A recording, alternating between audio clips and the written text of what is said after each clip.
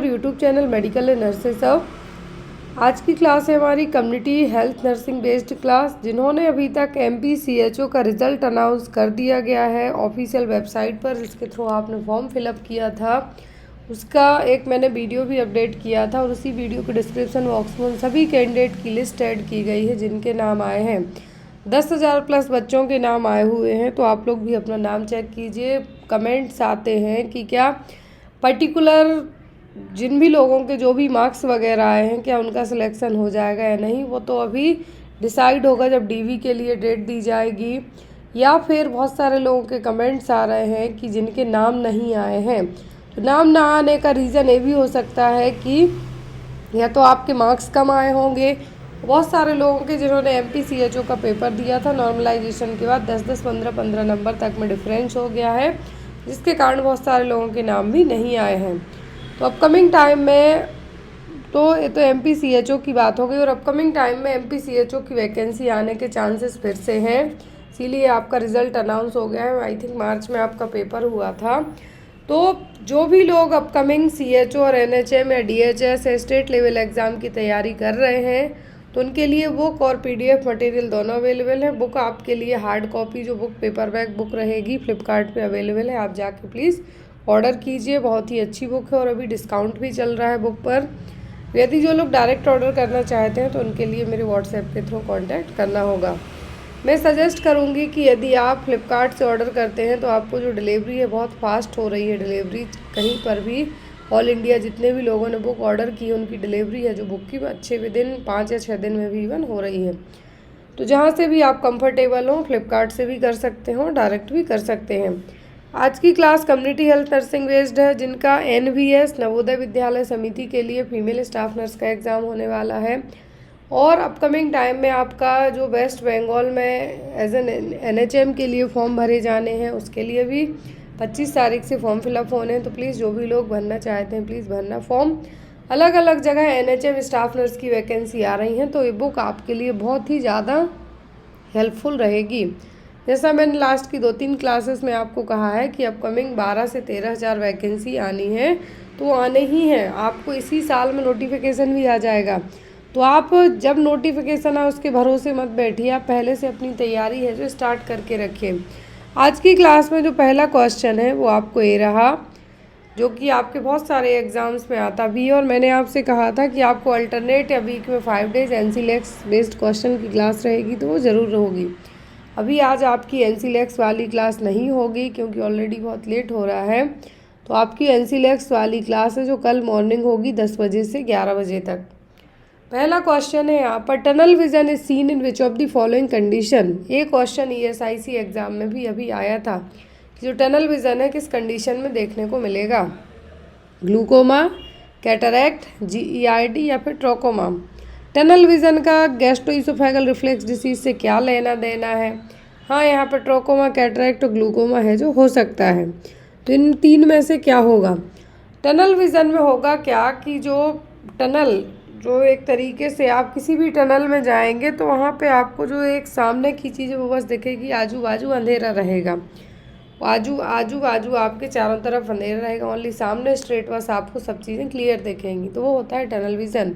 तो यहीं पर जो टनल विज़न है वो देखने को मिलता है किसमें, ग्लूकोमा में। इसमें देखने को मिलेगा ग्लूकोमा में। इस तरीके से नॉर्मली जब भी आपके विज़न में कोई प्रॉब्लम ना हो तो आप चारों तरफ देखेंगे तो क्या होगा, नॉर्मल होगा।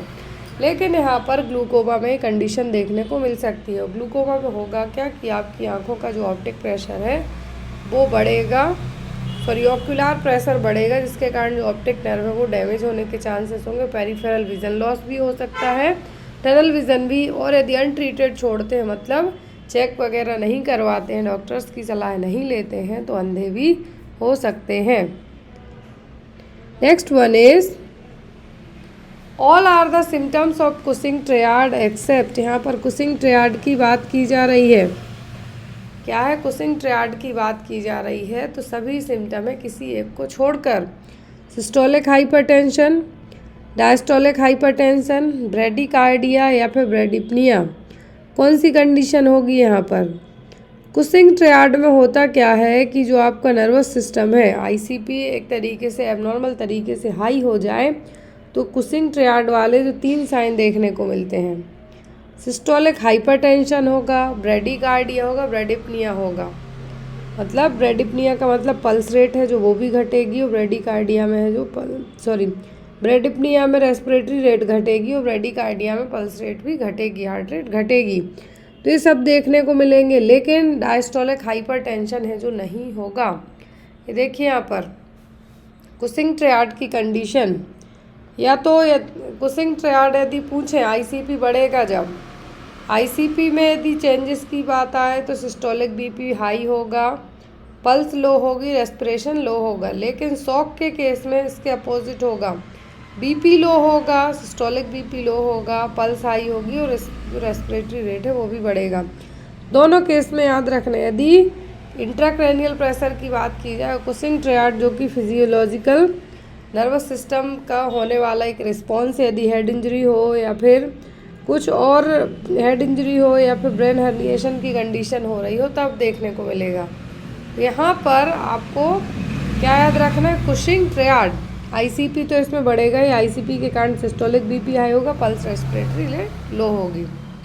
यदि शॉक के केस में पूछे तो बीपी लो होगा, पल्स हाई होगी और रेस्पिरेशन हाई होगा। Next one, serum hepatitis is also known as, तो सीरम हेपेटाइटिस किसको कहा जाता है?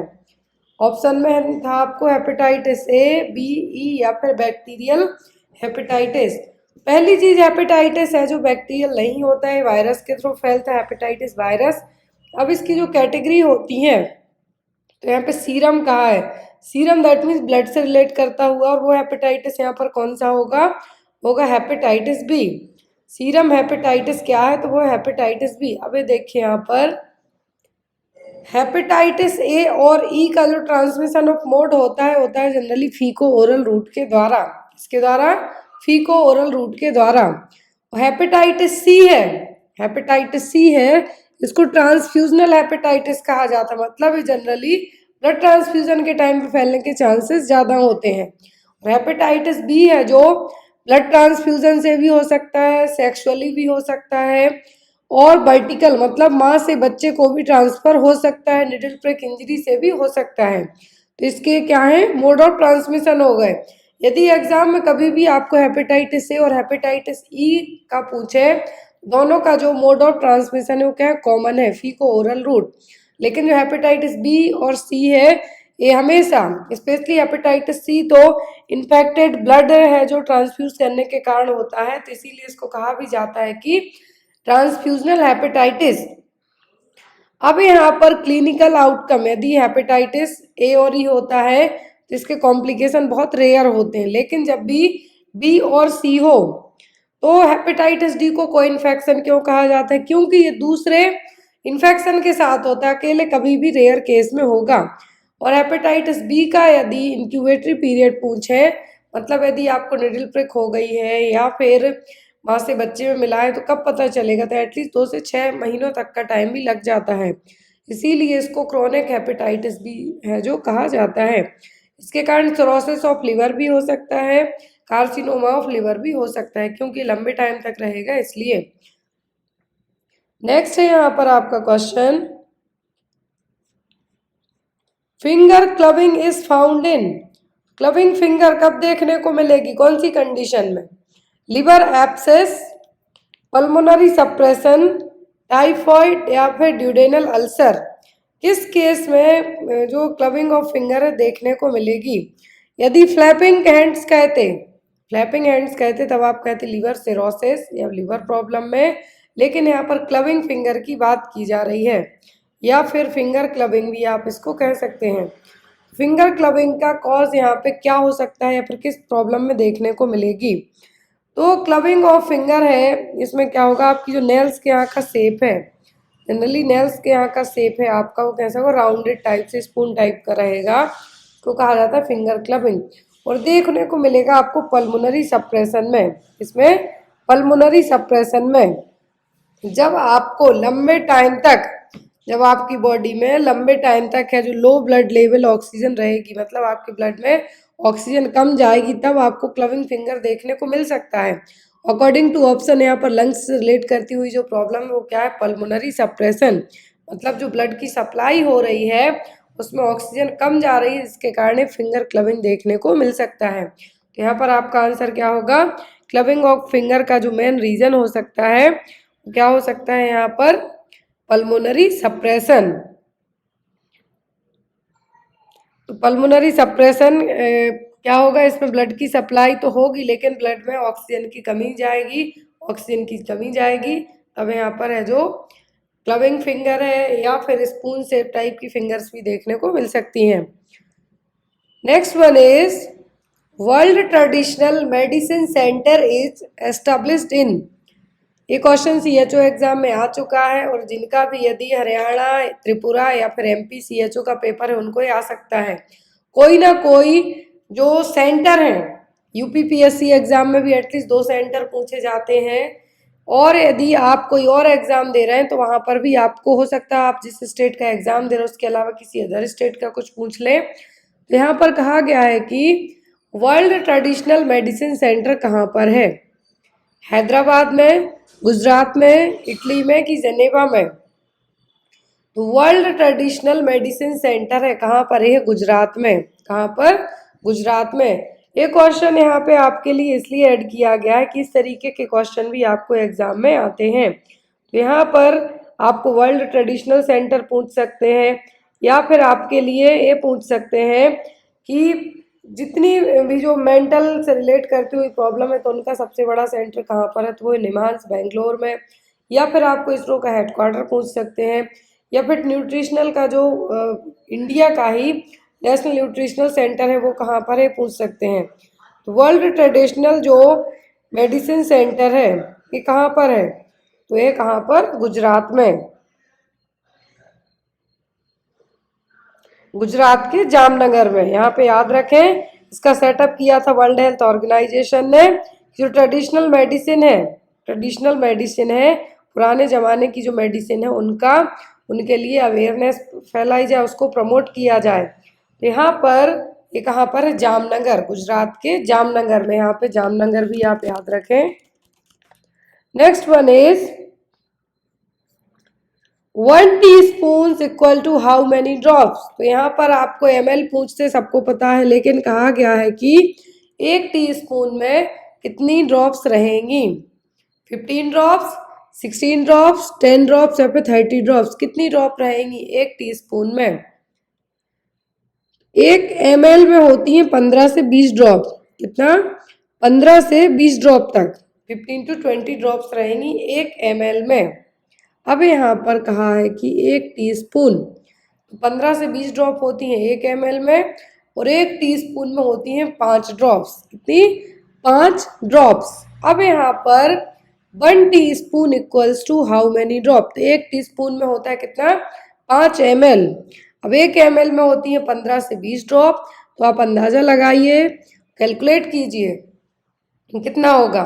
1 teaspoon equal to 5 ml and 1 ml contains 15 to 20 drops, मतलब 5, यहाँ पर 15 है जो, एटलीस्ट आप 15 भी मानेंगे तो कितना होगा अकॉर्डिंग टू ऑप्शन के, तो वो होगा आपका 60, 15 4 इज 60। और यदि आपने 1 ml में कितनी हो गई, 15 से 20 ड्रॉप, और 1 टीस्पून होता है 5 ml के बराबर। क्लियर।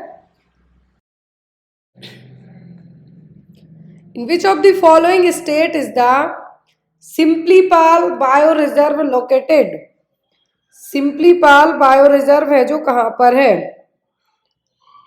आपको या तो यहाँ पर जो स्पेशली त्रिपुरा का पेपर देंगे या फिर एमपी का देंगे, उड़ीसा का देते हैं, हरियाणा का देते हैं, तो आपको ये बायो रिजर्व है जो जरूर पूछे जाते हैं। तो सिम्पलीपाल नेशनल पार्क या फिर सिम्पलीपाल बायो रिजर्व कहाँ पर है, ये है उड़ीसा में। कहाँ पर, उड़ीसा में।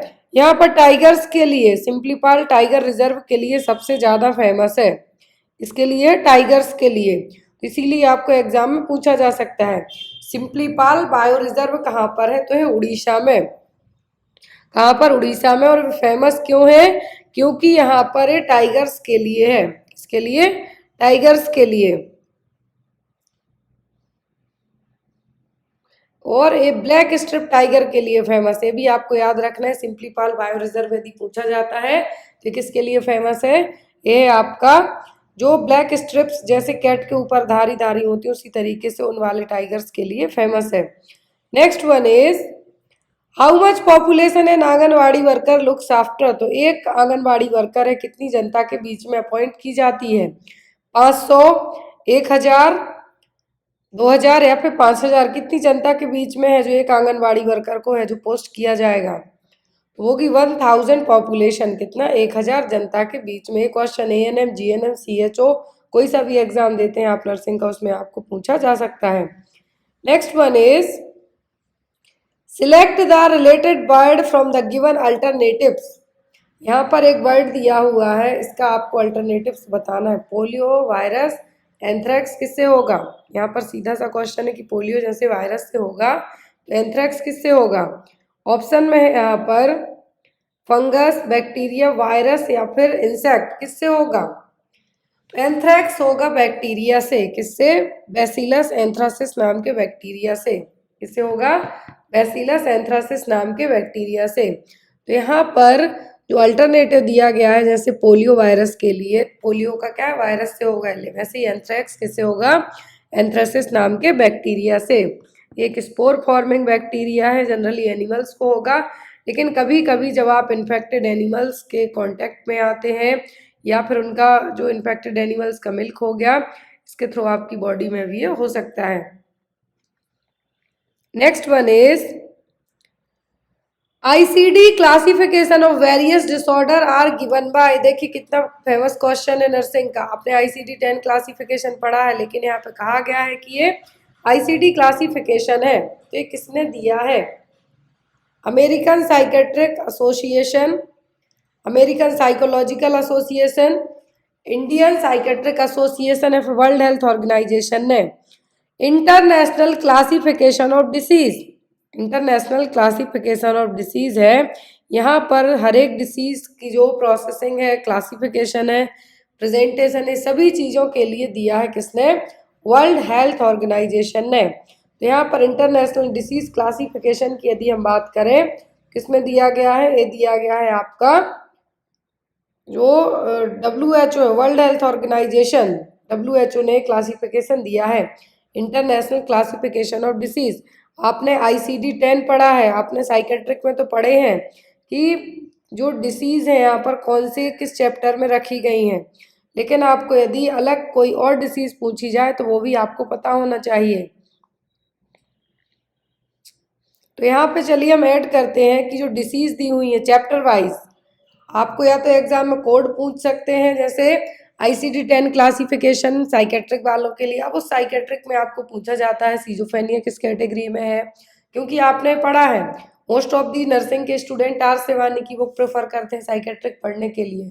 उसमें बहुत ही सटीक और शॉर्ट फॉर्म में आपको साइकेट्रिक समझाई जाती है, जितनी आपको नर्सिंग में ज़रूरत है साइकेट्रिक की उतनी उसमें पढ़ाई जाती है आर सेवानी की बुक में।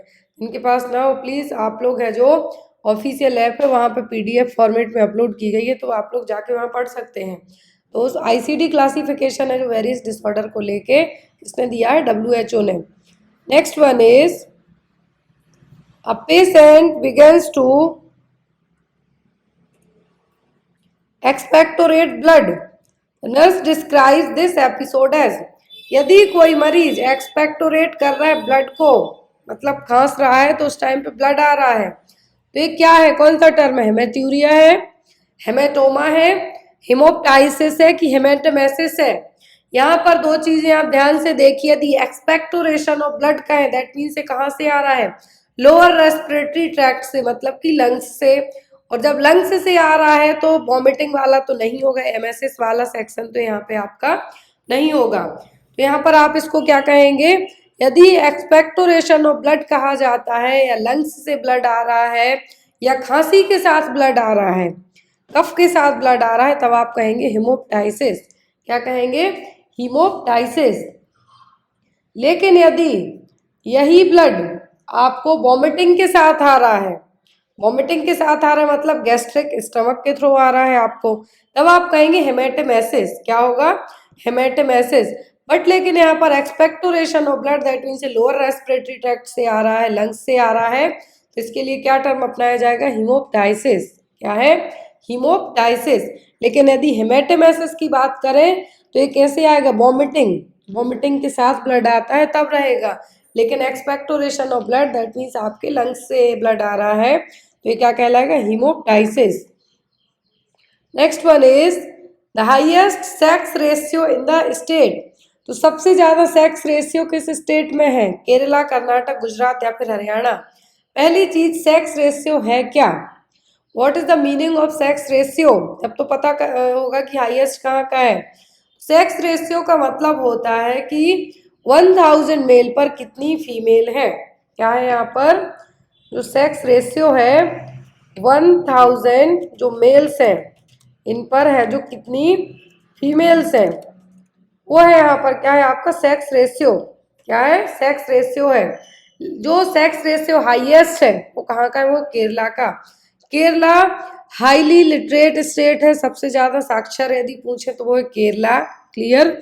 सबसे ज्यादा यदि आपको पूछे स्टरलाइजेशन मतलब जो मेल स्टरलाइजेशन के लिए, तो सबसे ज्यादा करवाया गया है। हाईएस्ट स्टरलाइजेशन वाला स्टेट कौन सा है? तो गोवा। सॉरी, यहाँ पर आईवीएफ प्रोसीजर के लिए गोवा की जो फ्री आईवीएफ प्रोसीजर करवाया जाएगा वो कौन सा स्टेट है? वो है गोवा। पहला भारत का एक राज्य बन गया है जहाँ पर इन विट्रो फर्टिलाइजेशन है जो फ्री में करवाया जाएगा गवर्नमेंट हॉस्पिटल में, तो होगा गोवा।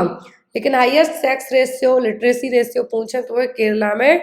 सेक्स रेशियो का मतलब होता है कि कितनी फीमेल है 1000 मेल्स पर।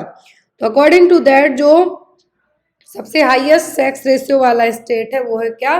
केरला। यहाँ पर जो इंडियन स्टेट है उसमें सबसे हाईएस्ट है कहाँ का? केरला का, 1084, मतलब मेल कम है एज कम्पेयर टू फीमेल के। वैसे ही Pondicherry second highest sex ratio वाला स्टेट बन गया है। फर्स्ट क्या है यहाँ पर? फर्स्ट है केरला और दूसरा है पौंडुचेरी जिसमें 1038 फीमेल है। 1000 मेल्स के जो सेक्स रेशियो आप निकालते हैं उसमें सबसे हाईएस्ट पे जाएगा केरला और दूसरे नंबर पे होगा पौंडुचेरी। सेक्स रेशियो एग्जाम में पूछे स्टेट तो केरला। सेकंड हाईएस्ट क्या होगा यहाँ पर? सेकंड होगा पौंडुचेरी। ये क्या यूनियन टेरिटरी है। फिर यहाँ पर आपको आता है लोएस्ट सेक्स रेशियो वाला स्टेट, मतलब सबसे लोएस्ट सेक्स रेशियो इंडिया में किस स्टेट का है? तो वो है हरियाणा का। कहाँ का? हरियाणा का। और यूनियन टेरिटरी में पूछे तो वो है दमन एंड दीव का, सबसे कम। Clear? Next one is who is considered as the father of Chanakya Tantra. Chanakya तंत्र के जनक के तौर पर किसको जाना जाता है? सुश्रुता, कश्यप, चरक या फिर निमि? इसके लिए जाना जाता है। बहुत ही फेमस क्वेश्चन है, आता भी है स्पेशली हरियाणा के जो एग्जाम होते हैं, चाहे एनएचएम हो, सीएचओ हो, कोई सा भी एग्जाम उसमें तो ये आता है। चाणक्य तंत्र के जो जनक हैं वो कौन है? निमि। कौन है? Nimi. Next one is morning sickness is seen in. Morning sickness मतलब नोजिया टाइप का फील होना, लेकिन वॉमिटिंग नहीं होगी, नोजिया बस फील होना। किसमें देखने को मिलेगा? अमावता, बतर बतरकता, अर्ली प्रेगनेंसी या फिर परपीरियम। जो अमावता है, वात रक्त है, ये दोनों आयुर्वेद में जब आप चेक कराने जाएंगे तो उसमें आपके प्रिस्क्रिप्शन में लिखे जाते हैं कि आपको बात ज़्यादा है, पित्त ज़्यादा है, क्या है इस तरीके से। अर्ली प्रेगनेंसी और परपीरियम, परपीरियम का मतलब है डिलीवरी होने के बाद से लेके 42 दिनों तक के पीरियड में। तो इसमें मॉर्निंग सिकनेस नहीं होती है। मॉर्निंग सिकनेस होती है जनरली अर्ली प्रेगनेंसी में। एससीजी हार्मोन का लेवल यदि ज़्यादा होता है तो आपको वॉमिटिंग ज़्यादा होती है, मॉर्निंग सिकनेस ज़्यादा होती है। तो अर्ली प्रेगनेंसी में क्या होगा? मॉर्निंग सिकनेस देखने को मिलेगी। Next one is section 370 IPC deals with. तो सेक्शन 375 है जो आईपीसी, यहाँ पर एक किस केस में धारा लगेगी? Rash and negligence act, murder, rape या फिर किडनैपिंग? किसमें है जो आईपीसी की धारा 375 लगेगी? 375 आईपीसी। तो ये जो धारा लगेगी ये लगेगी किसमें? ये लगेगी रेप के केस में। इसमें रेप केस में।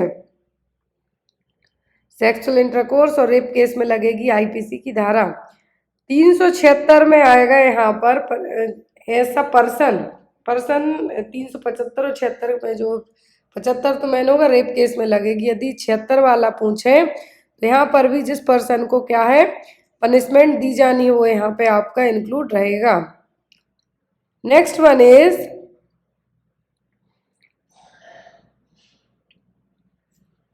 Mountax test is done in tuberculosis by injecting 1 TU of PPD in 0.1 ml on the flexure surface of forearm and reading is taken after. Mountax test और ट्यूबरक्लिन टेस्ट किया जाता है जब तो यहाँ पर पीपीडी इंजेक्ट की जाएगी इंटरडर्मली आपकी फोरआर्म के यहाँ पर और वहाँ पर 10 mm का जो डायमीटर का एक सर्किल बना दिया जाता है। कितने घंटे में वो आपको रीडिंग करनी है 12 घंटे में 24 घंटे में 48 घंटे में कि 72 घंटे में कितने घंटों में आपको वो रीडिंग करनी है। तो रीडिंग आप करेंगे 72 घंटों में कितने में 72 आवर्स में 72 घंटे में इसलिए करेंगे ताकि एक्चुअल रिजल्ट पता चले। यदि जो 10 mm का 10 mm का आपके हाथ में डायमीटर में क्या किया इन सर्किल किया यदि वो 10 mm के वहाँ पर स्प्रेड होकर रेड रैसेस दिखाई देते हैं दैट मीन्स आपका टीबी टेस्ट क्या है माउंटेक्स ट्यूबरक्लिन टेस्ट पॉजिटिव आया है। यदि पीपीडी इंजेक्ट करने के बाद भी कुछ भी रैसेस नहीं होते हैं उस 10 mm डायमीटर सर्किल में मतलब टीबी नेगेटिव है। मतलब जो माउंटेक्स ट्यूबरक्लिन टेस्ट है इसकी रिपोर्ट क्या आई है नेगेटिव आई है। Next is world health day विश्व स्वास्थ्य दिवस कब मनाते हैं 7 अप्रैल 1 जनवरी 14 नवंबर या 31 अक्टूबर कब है जो वर्ल्ड हेल्थ डे मनाते हैं। वर्ल्ड हेल्थ डे कब मनाते हैं आप तो वर्ल्ड हेल्थ डे आप हर साल मनाते हैं कब 7 अप्रैल को। कब मनाते हैं 7 अप्रैल को। और जो 2023 की थीम थी 2023 की थीम थी वो भी आपको पूछ सकते हैं और 2023 में वर्ल्ड मेंटल हेल्थ डे की थीम भी पूछ सकते हैं। तो मेंटल हेल्थ डे तो भी हमने रिसेंट में ही मनाया 10 अक्टूबर को। वर्ल्ड हेल्थ डे 7 अप्रैल को मनाते हैं। इसकी थीम थी health for all.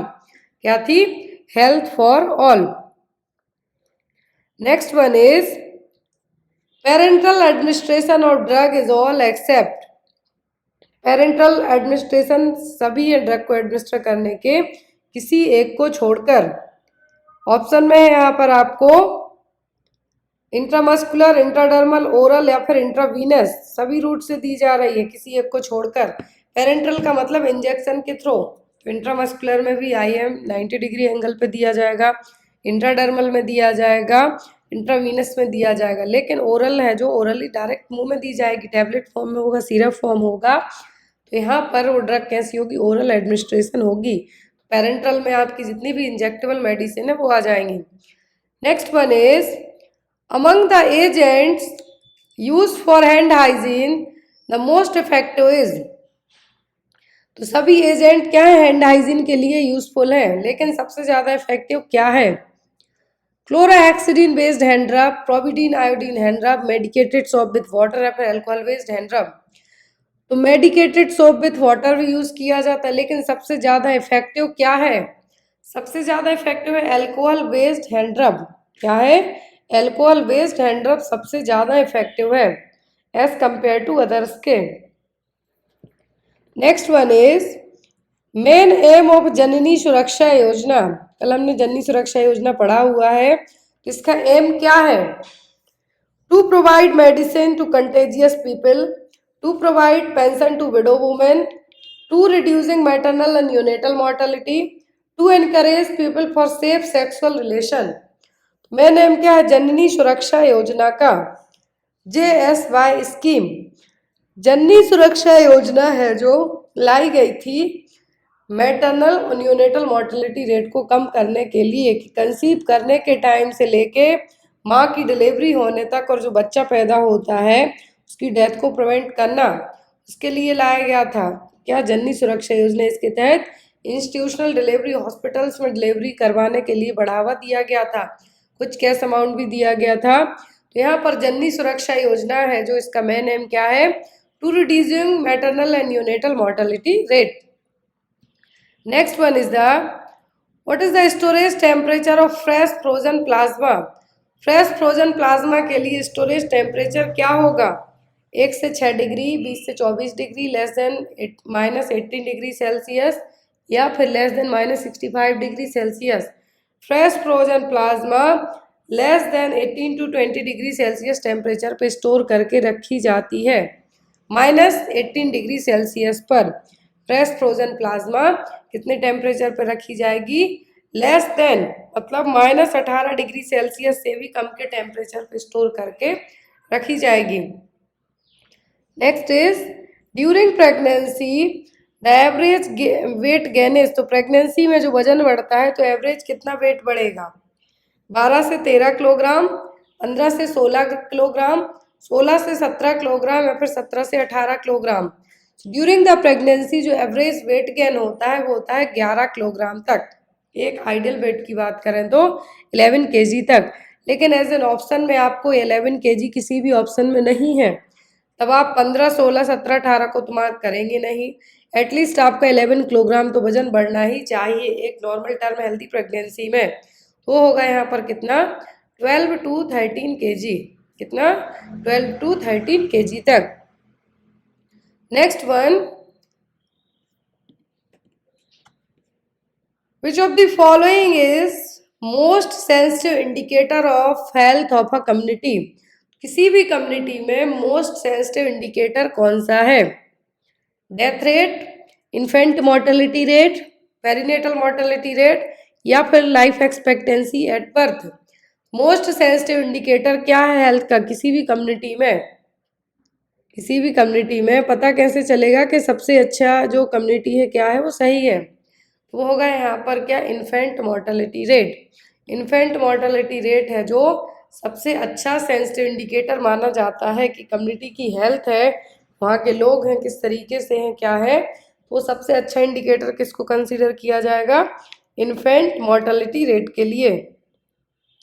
Next is which of the following disease vaccine is not a part of pentavalent vaccine administered at 6 week of age. तो पेंटावैलेंट वैक्सीन का हिस्सा कौन सा नहीं है?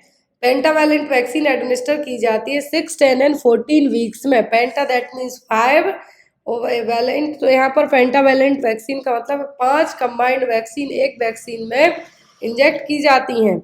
उसमें होगा DPT, diphtheria, pertussis, tetanus, hepatitis B, haemophilus influenza. तो यहाँ पर आपका जो नहीं होगा वो क्या होगा? रुबेला। हेपेटाइटिस बी है इसमें इंक्लूडेड, सो जस्ट बिकॉज यहाँ पे आपका आंसर हेपेटाइटिस नहीं होगा, लेकिन इसका जो हिस्सा नहीं है वो क्या है? रुबेला। इसमें 5 वैक्सीन होती हैं पेंटावैलेंट में, DPT, diphtheria, pertussis, tetanus, hepatitis B and haemophilus influenza. तो यहाँ पर ये दी जाती है 5 डिसीज से प्रिवेंट करने के लिए। ड्यूरेशन है इसका 6, 10 और 14 वीक्स की एज में। जब बच्चे की उम्र 6 वीक, 10 वीक एंड 14 वीक हो जाए तब ये वैक्सीन है जो दी जाती है पेंटावैलेंट वैक्सीन। क्लियर?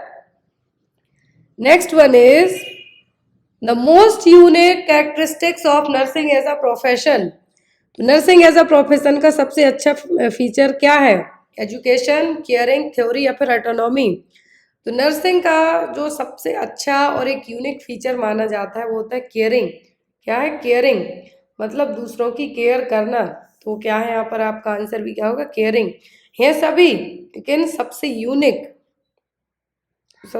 यहाँ पर क्या होगा? Caring. Next one is earliest symptom of carcinoma of vocal cord. Vocal cord और लैरिंक्स में यदि कार्सिनोमा होता है तो सबसे अर्ली साइन क्या होंगे? पेन होगा, कफ होगा, डिस्निया होगा, हॉर्सनेस होगी। क्या होगा? सबसे अर्ली सिम्टम पूछा गया है, सबसे अर्ली सिम्टम होगा हॉर्सनेस ऑफ वॉइस। आपकी आवाज़ कैसी हो जाएगी? घोड़े जैसी आवाज़ हो जाएगी। तो यहाँ पे क्या कहलाएगा आपका? Hoarseness of voice. कफ होगी, डिस्निया भी होगी, पेन होगा। हो सकता है कि आपको जब यदि आपका जो वोकल कॉर्ड का कैंसर है लंग्स तक भी यदि स्प्रेड आउट होता है, मैलिग्नेंट होता है, सॉरी मेटास्टेसाइज होता है, तो यहाँ पर आपको कफ के साथ में ब्लड भी आ सकता है। लेकिन जो अर्ली सिम्टम की बात की जा रही तो वो घोड़े के जैसी आवाज़ होना, हॉर्सनेस ऑफ वॉइस।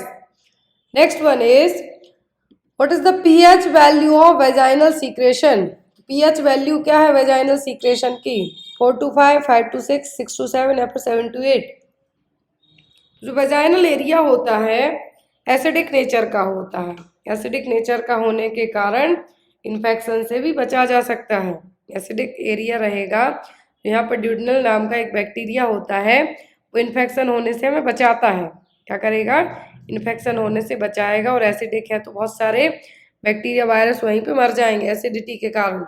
तो यहाँ पर एसिडिक नेचर होने के कारण जो वेजाइना का जो सीक्रेशन है, वेजाइनल सीक्रेशन कैसा होगा? एसिडिक नेचर का। एसिडिक नेचर मतलब बिलो 7।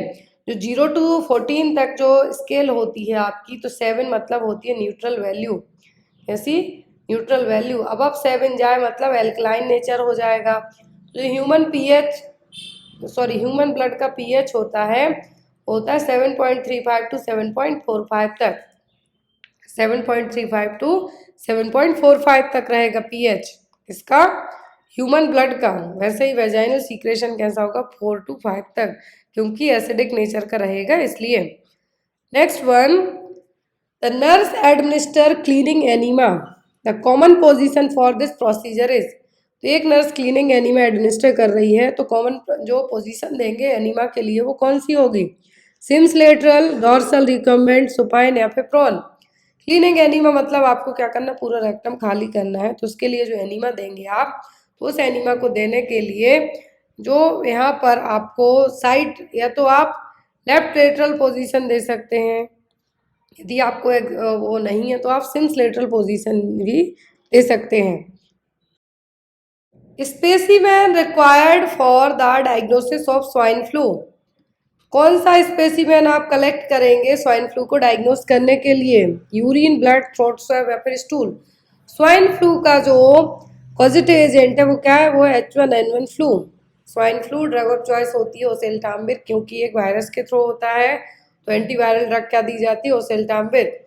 अब यहाँ पर स्वाइन फ्लू का डायग्नोस कैसे करेंगे? तो सबसे पहले थ्रोट कल्चर लेंगे। किससे? थ्रोट स्वैब लेके। जैसे आपके कोविड में आपका टेस्ट किया जा रहा था वैसे ही तो थ्रोट स्वैब लिया जाएगा एंड देन RT-PCR आपका है जो किया जाएगा। ब्लड टेस्ट बाद में किए जाते हैं जब और ज़्यादा प्रॉब्लम होती है, लेकिन डायग्नोस करने के लिए क्या होगा? थ्रोट स्वैब है जो आपका लिया जाएगा। Next one is BMI is nutritional indicator for adult if less than 18.5 indicates. तो बॉडी मास इंडेक्स क्या है?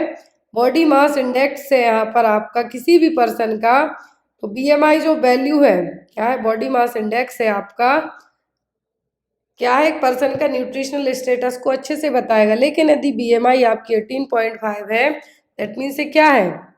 ऑप्शन में है यहाँ पर moderate weight, normal weight, underweight या फिर ओवरवेट। बॉडी मास इंडेक्स क्या है? बॉडी मास इंडेक्स की यदि बात की जा रही है तो यहाँ पर आपकी जो BMI रेंज है क्या है? BMI रेंज है यदि 18.5 से कम है, क्या है? 18.5 से कम है मतलब अब क्या है? अंडरवेट है। कैसे? अंडरवेट है। आपका आंसर भी यहाँ पर क्या होगा? अंडरवेट। अब यहाँ पर यदि आपकी BMI की हम बात करें तो बिलो 18.5 क्या है? बिलो 18.5 है मतलब आप क्या है? अंडरवेट। क्लियर? फिर है आपका यदि 18.5 टू 24.9, ये यहाँ पे मैं आपको इसलिए लिखते जा रही हूँ कि आपको याद रहे। यदि आपकी BMI 18.5 टू 24.9 है मतलब आप क्या है? नॉर्मल वेट है। और एक बॉडी मास इंडेक्स आपका हाइट और वेट के हिसाब से निकाला जाता है। Height divided by meter, sorry, weight divided by height in meter square. Weight divided by height in meter square, ये फॉर्मूला आप लगा के इसको कैलकुलेट कर सकते हैं। लेकिन यदि आपकी BMI 25 से ज़्यादा है, कितनी है? 25 से ज़्यादा है मतलब आप क्या है? आप हैं ओवरवेट। आपको वजन घटाने की ज़रूरत है, क्योंकि BMI ज़्यादा होगी आपको हार्ट प्रॉब्लम्स होना और अदर प्रॉब्लम्स होना भी स्टार्ट हो सकती हैं। यदि 30 से 34.9 मतलब कि 35 ही मान लो, इतने तक है मतलब आप क्या है? ओबेसिटी की क्लास फर्स्ट में आप जा चुके हैं। यदि आपकी बीएमआई है 35 से आगे, 35 से आगे, तो 35 से आगे यदि आपकी बीएमआई मतलब आप ओबेसिटी की क्लास सेकंड में हैं। क्लियर? इससे ज़्यादा है अब 40 मतलब आप क्या है क्लास थर्ड में आ गए। और ऐसे केस में पर्सन को हार्ट फेल होने के चांसेस सबसे ज़्यादा हो जाते हैं सेकंड क्लास के बाद ही। इसीलिए बीएमआई का फॉर्मूला भी आपको पूछ सकते हैं एग्जाम में, या फिर आपको बीएमआई यदि इतनी है तो आपको कैसे है जो निकालना है वो भी आपको पूछ सकते हैं। Weight in kilograms divided by height in meter square. Next one is scar formation is part of normal healing process following injury which of the following tissue has the ability to heal without scar formation? तो scar formation है एक normal healing process होती है। जब भी कोई चोट लगती है, इंजरी लगती है तो स्कार बनता है। कौन से टिश्यू जिनकी एबिलिटी है कि विदाउट स्कार के भी है जो स्किन क्लोज कर सकते हैं? लिवर, स्किन, बोन या फिर मसल्स। यदि ओनली स्किन पर बस स्कार होता है तो ये ठीक हो जाते हैं, हील हो जाएंगे। लेकिन यदि लिवर पे है, बोन पे है, तो वहाँ पे थोड़ा बहुत तो कुछ ना कुछ रह ही जाएगा। Next is dinner fork deformity is seen in. Dinner fork deformity देखने को मिलती है कोलेस फ्रैक्चर में। इसमें देखने को मिलती है कोलेस फ्रैक्चर में। बच्चों सॉरी जो बूढ़े लोग हैं उनमें सबसे ज़्यादा होता है। तो यहाँ पर डिनर फोर्क डिफॉर्मिटी है यदि डिनर फोर्क डिफॉर्मिटी किस केस में देखने को मिलेगी? Fracture of ulna, fracture of the head end of the radius, epicondylar fracture या फिर वॉल्कमैन इस्कीमिक डिफॉर्मिटी। आपका जो फोर्क होता है जिससे आप चाउमीन, नूडल्स, मैगी खाते हैं वही है। तो आपका हाथ है जो उस तरीके से हो जाएगा। और ये होता है जनरली जब head end of the radius में फ्रैक्चर होता है तब। ये देखिए आपकी जो बोन है यहाँ पर कैसी हो जाएंगी? फोर्क के तरीके से। कैसी? जो आप फोर्क है आपका उसके जैसी, इसीलिए इसको टर्म भी दिया गया है डिनर फोर्क डिफॉर्मिटी। और ये होता कब है? यदि फ्रैक्चर हो head end of the radius में तब। Next is as per universal immunization programme. क्या है? As per universal immunization programme the first dose of vitamin A should be given to a child at the age of. Universal immunization programme के तहत तो पहला dose है vitamin A का कब दिया जाता है? 2 महीने में, 6 महीने में, 9 महीने में कि 12 महीने में? कब दिया जाता है पहला डोज विटामिन ए का? तो फर्स्ट डोज दिया जाता है 9 महीने की उम्र में। कब दिया जाता है? 9 महीने की उम्र में with the measles vaccine. With measles vaccine. Next is majority of fetal presentation will be. तो जो फीटस का जो प्रेजेंटिंग पार्ट है सबसे ज्यादा कौन से केस में रहेगा, किस कंडीशन में रहेगा? ब्रीच में, ब्रो में, फेस में कि परटेक्स?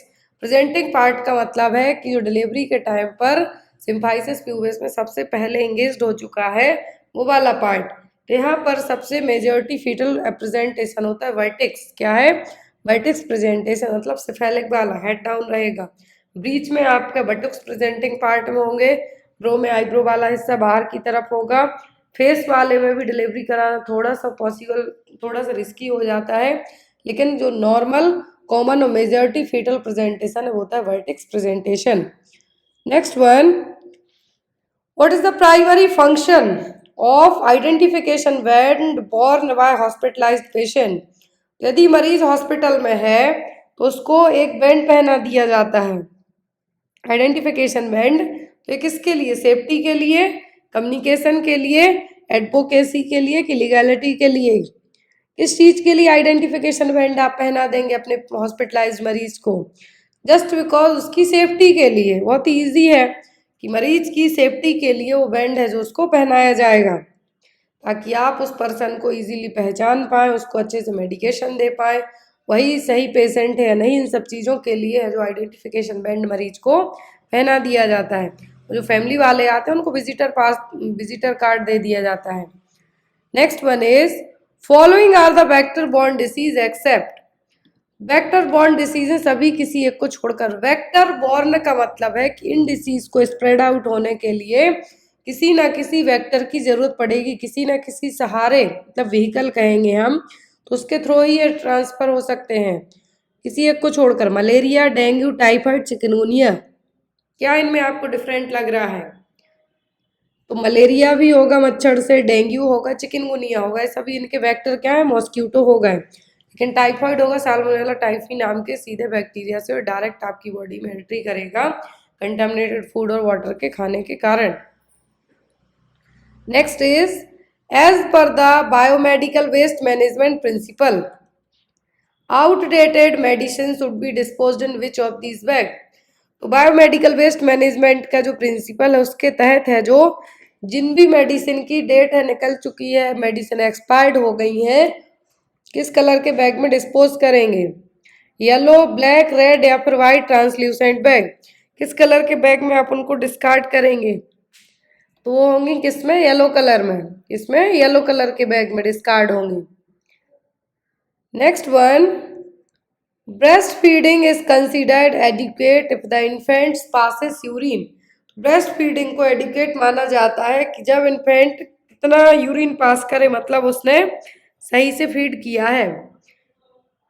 6 to 8 times in 24 hour, 3 to 5 times in 24 hour, 2 to 4 times in 24 hour, or less than 6 times in 24 hour।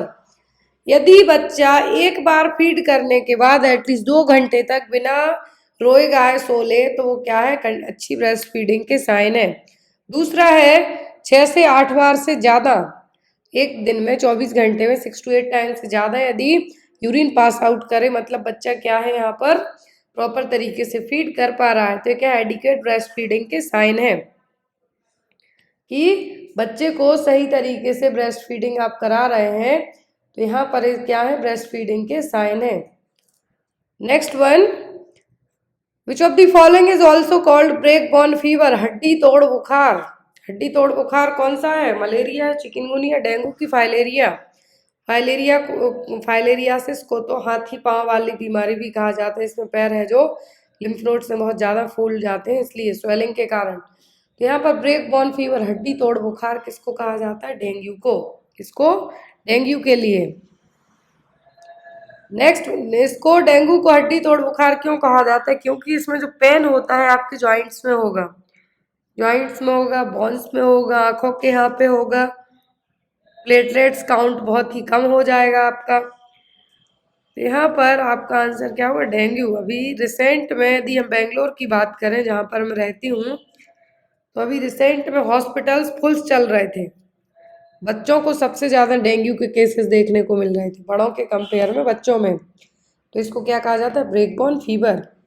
Next one, psychology is defined as the science of. Psychology कौन सी science है? अब क्या पढ़ेंगे आप साइकोलॉजी में? Sensation and perception, experience and mental illness, culture and group dynamics, या फिर बिहेवियर एंड मेंटल प्रोसेस। तो साइकोलॉजी में आप क्या पढ़ते हैं? साइकोलॉजी एक बिहेवियरल और मेंटल प्रोसेस की साइंस है।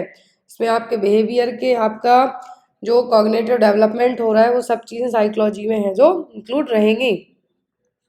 Next one, gravida means. तो ग्रेविडा का मतलब क्या है? Pregnant women, a pregnant women after 2 children, a pregnant after abortion, sorry, a women after abortion, या फिर प्रेग्नेंट डिलीवर्ड 1 वायबल चाइल्ड। क्या है यहाँ पर? तो यहाँ पर नली पैरस, मतलब कभी प्रेगनेंसी कंसीव ना की हो। ग्रेविड का मतलब है कि प्रेग्नेंट लेडी। आप GTPL स्कोरिंग भी लिखते हैं, प्रीवियस प्रेगनेंसी हुई है, अबॉर्शन हुआ है, अबॉर्शन के लिए 8 टर्म यहाँ आप यूज़ करते हैं।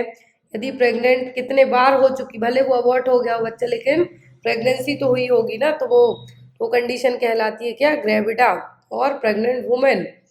Next one, at what temperature oral polio vaccine is stored. OPV कितने डिग्री टेम्परेचर पे स्टोर की जाती है? -20 degree centigrade, 0 degree, 2 to 8 degree, 5 to 10 degree centigrade. कितने डिग्री टेम्परेचर पर ओरल पोलियो वैक्सीन को स्टोर करके रखा जाता है? तो वो होती है -20 डिग्री सेंटीग्रेड पर। कितना? -20 डिग्री सेंटीग्रेड पर। एक और क्वेश्चन बहुत ही इंटरेस्टिंग क्वेश्चन है आपके लिए। यहाँ पे आपको बच्चे का वजन है जो किलोग्राम में कन्वर्ट करना है। An infant weight is 24 LB pound, convert the infant's weight into kilogram. 24 LB वजन है, पाउंड है 24 पाउंड, तो यहाँ पर किलोग्राम में कितना होगा? 11.5 kg, 10.9 kg, 10.4 kg या फिर 10 kg।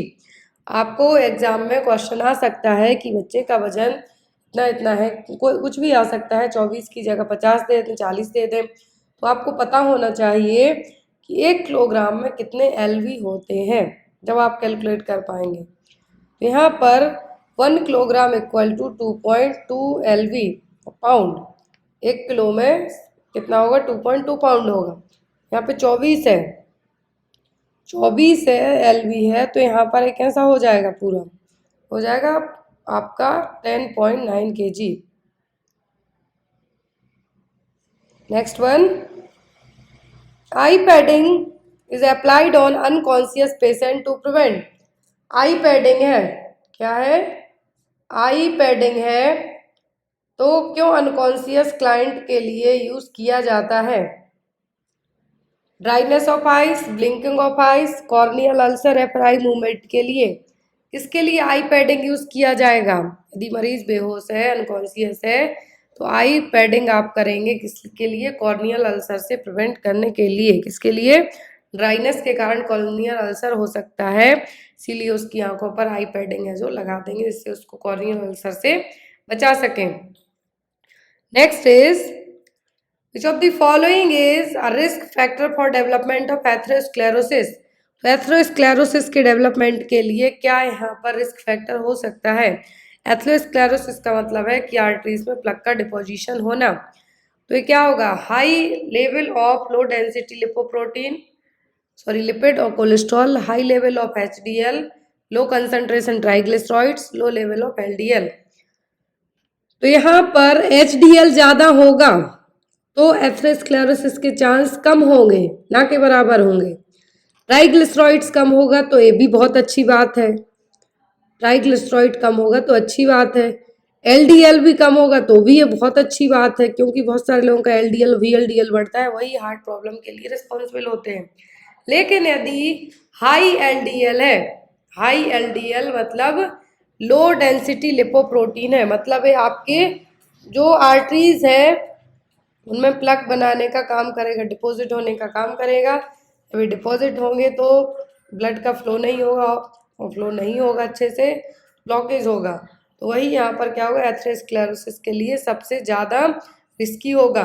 जितनी भी कोरोनरी आर्टरी डिसीज होती हैं उनके लिए भी यही प्लग का फॉर्मेशन सबसे हाईएस्ट मात्रा में कंसीडर किया जाता है। नेक्स्ट है आपका question, what is the major birth defect in India? Bharat में सबसे मेजर बर्थ डिफेक्ट क्या है? Congenital heart defect, reversal tube defect, Down syndrome, cleft palate. तो भारत में सबसे ज़्यादा जो मेजर बर्थ डिफेक्ट होते हैं वो होता है आपका congenital heart defect, congenital heart defect, cleft lip palate और रिवर्सिबल ट्यूब डिफेक्ट, मतलब spina bifida, neural tube defect हो सकते हैं। सबसे मेजर क्या है? Congenital heart defect. Next one is appropriate time duration required to measure the pulse। यहाँ पर पल्स आपको एटलीस्ट कितने टाइम तक चेक करनी है? 5 सेकेंड, 15 सेकेंड, 30 सेकेंड या फिर 60 सेकेंड। यहाँ पर ये देखिए ना, तो ये कहा गया कि मरीज अनकॉन्शियस है, इमरजेंसी केस में है, क्या है? यहाँ पे ओनली एक एडिक्वेट ड्यूरेशन पूछा है, कितना होना चाहिए पल्स चेक करने का? वो होना चाहिए एटलीस्ट 1 मिनट तक। कितना? 1 मिनट और 60 second.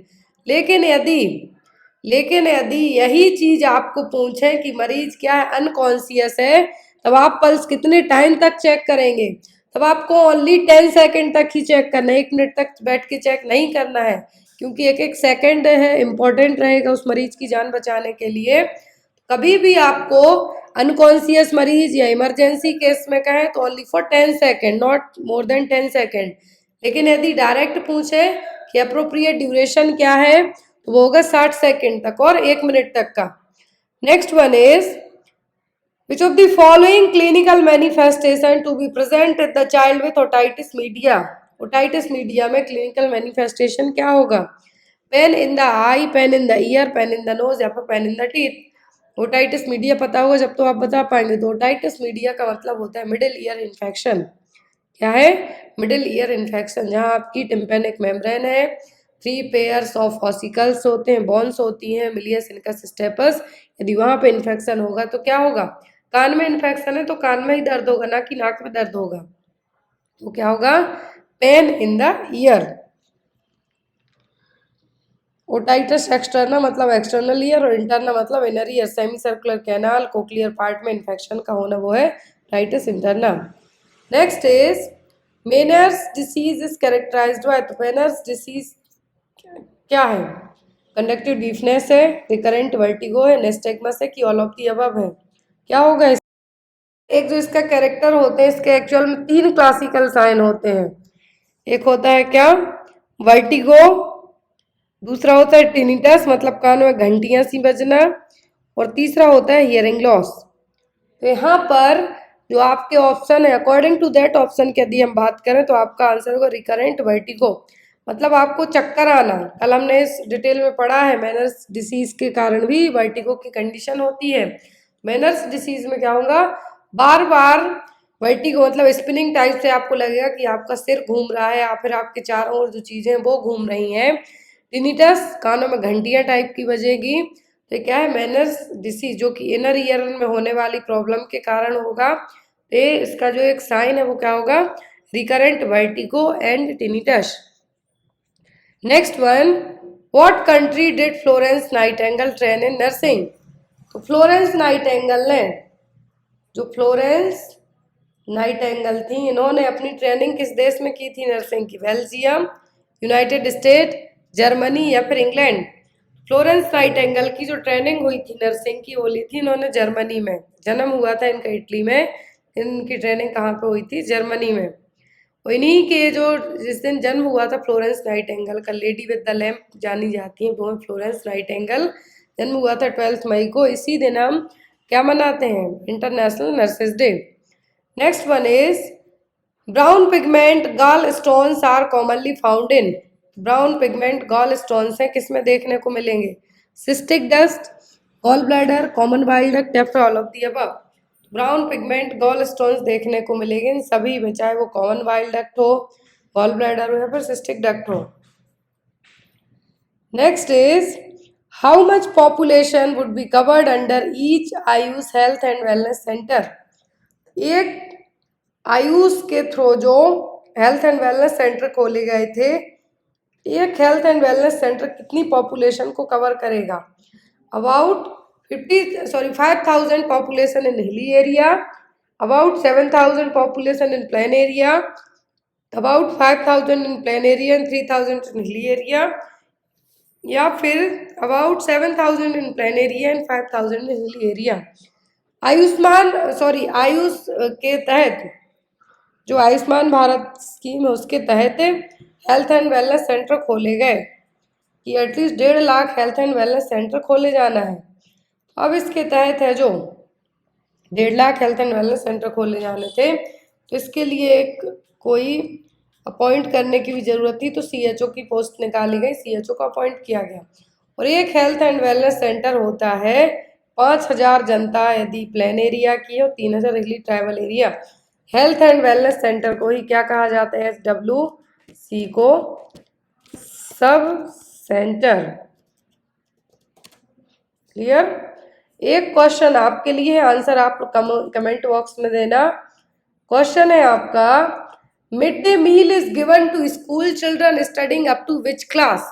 Mid day meal scheme के तहत बच्चों को खाना दिया जाता है, तो किस क्लास तक के बच्चों को दिया? 3rd, 5th, 8th या फिर 10th तक के बच्चों को। आई होप आपको आज की क्लास अच्छी लगी हो, तो प्लीज़ लाइक करके अपने फ्रेंड्स में ज़रूर शेयर करें। जैसे जैसे आपके एग्ज़ाम आते जा रहे हैं, अलग अलग जगह अलग अलग एग्ज़ाम्स हो रहे हैं, और आप लोग कमेंट बॉक्स में एक आप लोगों के लिए भी एक छोटा सा काम है कि जब भी आप कमेंट बॉक्स में कमेंट करें उसमें ज़रूर बताएं कि नेक्स्ट, जैसे कल हमने वर्टिगो की क्लास डिस्कस की, आफ्टर दैट आप कौन सा टॉपिक है जो एज अ थ्योरी फॉर्म में देखना चाहते हैं। Thank you, bye bye, take care. इसका आंसर आप लोग कमेंट बॉक्स में देना, और यही सेम क्वेश्चन मैं कम्युनिटी पोस्ट में भी ऐड करने वाली हूँ, जिससे आप वहाँ पे भी आंसर इसका दे सकते हैं। Thank you.